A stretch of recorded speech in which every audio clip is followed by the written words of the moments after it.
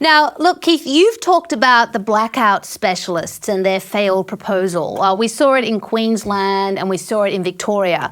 What is it going to take to drive the point home to Labor, both at a state and a federal level, that this approach is simply not working?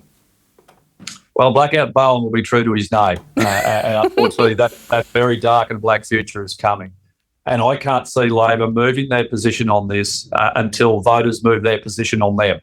And the moment the Australian people start moving away from Labor because of what's happening with our energy network and energy system, well, then I think Labor might wake up. So I hope that happens sooner rather than later. And you look at just this week, we've seen Qenos, a very large manufacturer in Australia, basically put out a statement saying they're considering closing all their factories here. You've got the nickel industry in Western Australia, which is now in dire trouble. And all of them are saying they are very much heavy energy users, whether that is gas or electricity. The cost of power has tripled. The cost of gas has gone through the roof. You've got Victoria that's had a mandate in place, prohibition in place, to prevent gas production and exploration, and they're running out of gas. So what happens? These big companies become unprofitable, safeguard mechanisms, changes to environmental rules, the Environmental Defence Office taken to the court, and they leave Australia. And that means they leave Australian jobs behind and go somewhere else. Oh, absolutely. And we're going to probably see more and more of that in the future. It's just not feasible.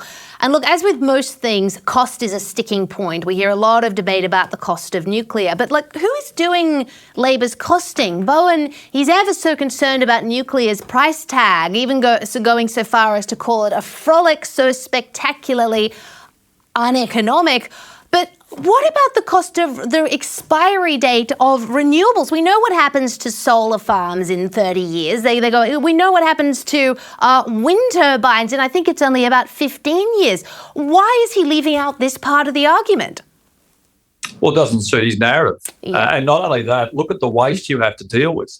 Wind turbine blades alone are forecast to contribute some 43 million tonne around the world by 2050.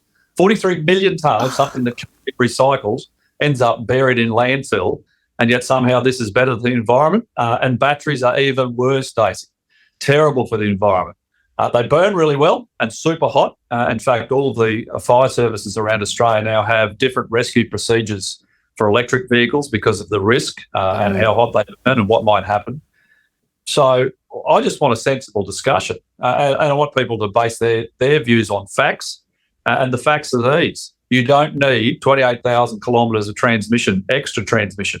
You don't need to cover our very valuable farming land in solar panels and wind turbines. You can build base load power stations with nuclear reactors very safely.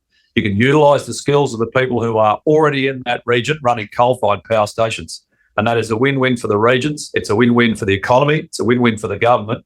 And I just can't believe Labor can't find their way to it.